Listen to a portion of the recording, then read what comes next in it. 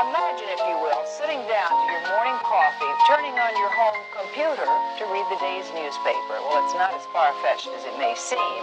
In fact, both local San Francisco papers are investing a lot of money to try and get a service just like that started.